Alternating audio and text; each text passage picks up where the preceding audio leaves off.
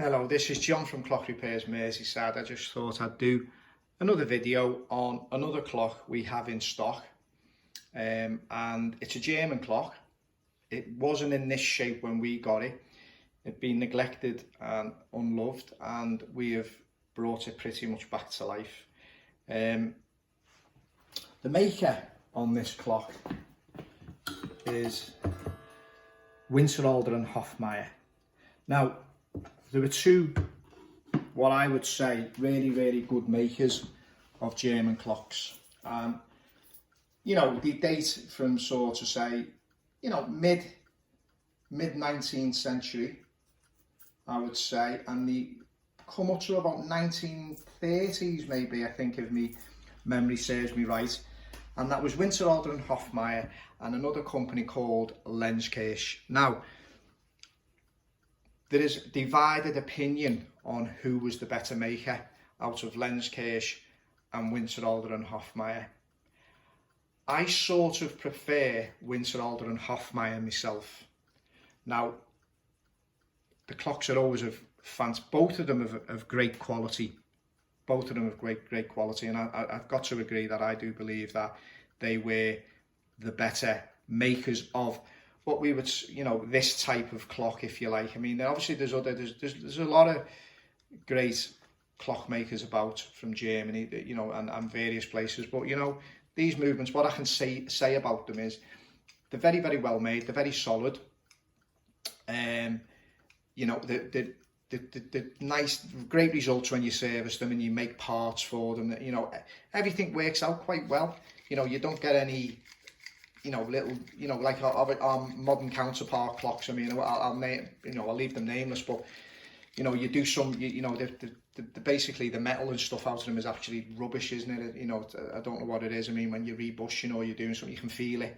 You know, you can say that, you know, the plates are so thin. I mean, if you blow on them, they bend. You know, okay for doing service and work and earning a couple of quid, but really, the quality just, in my opinion, isn't there. But with these older clocks, German clocks, the old British stuff, the fusees, quality is always there. You know, pleasure to restore, and you know, the thing is, when you're taking them to pieces and you get them back together, providing you're doing it right, I mean, you know, the clock's going to be working fine, it's going to be running well, and it's going to go out of your workshop, and you know, you're probably not going to get it back.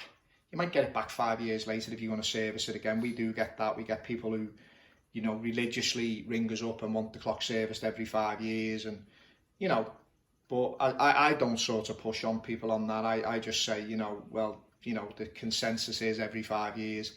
I mean, and that's it really. I mean, I've no reason to generate any more work for us because, you know, we're busy all the time. You know, our books we're always sort of, you know, at least sort of 3 months ahead all the time. I mean, we sort of get a couple of clocks out and a couple of clocks come in, so you know, we're okay that way. And I don't think I'd do that anyway. So I just, you know, you have a look at the clock and see what it needs, and you know, but I think the best way to do clock repairs, really, being honest, is to strip it right down and do it properly. Not you know, a little bit of oil and all that type of stuff. I mean, to me, the only way you can do it is to strip that clock right down, clean it, burnish, whatever, you know, do it right. Do it right the first time. Do it right. Do it once. That's the theory. Don't be messing around. And as I say, do things methodically. Take loads of pictures. Make notes. Then notes will help you in the future, and your pictures will help you in the future, because if, like us, I mean, you'll see the similar clock will come round a couple of times a year. You know, so not that particular, not the one clock, but you know, you'll see various clocks, same make, same maker, same clock, same setup, that'll come round a few times a year. So you know, it's always handy to have a little bit of a few pictures. And what I do is I sort of take the photographs of the stuff with the camera in the workshop, and then if a need be, I can print them off on my printer big, so that I can actually see what's going on. So yeah, so that's that. Anyway, back to our clock. Anyway, it's got a lovely case on it. It was not like this. I should have maybe took a picture, but it's been a number of years. But it was not like that. And Steve, who works with us, he's fantastic at casework, and he's actually, this was all, you know, sun damaged and everything, and he's actually, you know, got it to a really you know, decent level. I mean, and it really did need some work. I mean, as I was saying in the other videos, you know, we tried to do as least as possible. We didn't have a choice with this clock. I mean, we had to, you know, he had to go that extra thing, but he's done a great job of it, and it's really lovely. It's got lovely inlay, you know, walnut veneering. It's absolutely gorgeous. That's this copper effect bezel going around your dial. And it's typically German. You've got your enamel dial, typically German. And, you know, you've got one sort of slight hairline crack there, an imperfection. But, you know, mention it. It is what it is. It's all part of that character, isn't it? It's part of this clock's been around a little bit. So it's part of its character. So, you know what, that's not even a problem. Turning it round, pretty much, it's in decent shape. All the way round. He's done an excellent job of this clock. Now, the movement, as we can see,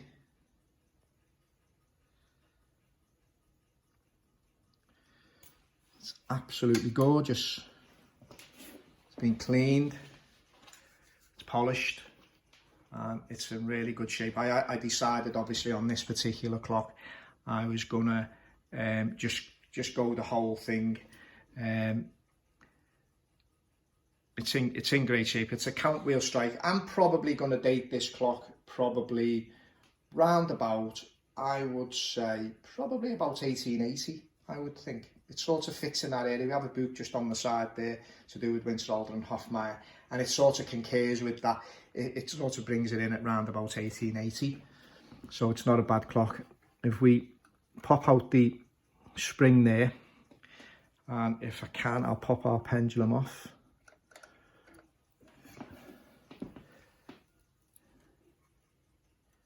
Again, if I can, bit of a different configuration.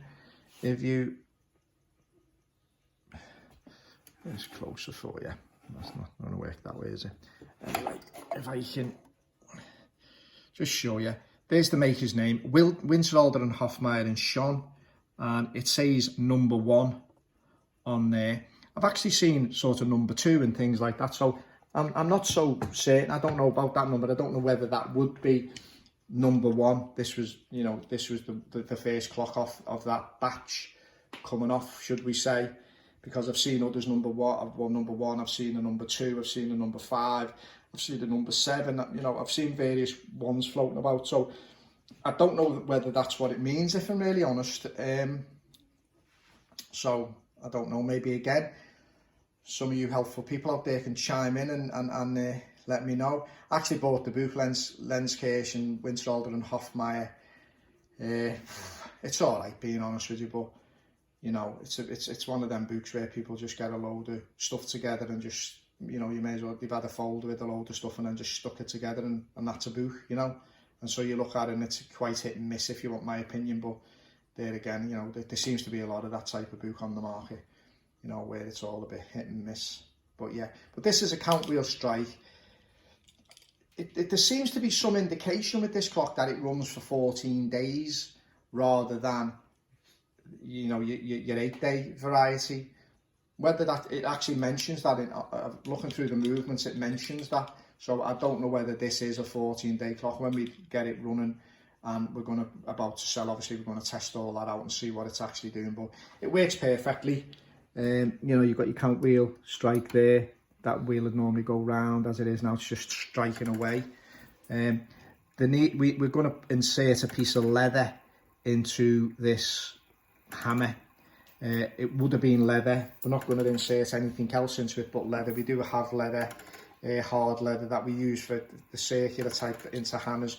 So what I'm going to do personally is I'm going to keep the circle of the leather, but I'm going to sort of make it longer, and I'm going to strip it down until it's like a slither, if you like, and then that can go in, and then I'll possibly, you know, maybe use a resin of something just to stick it in there to keep it secure.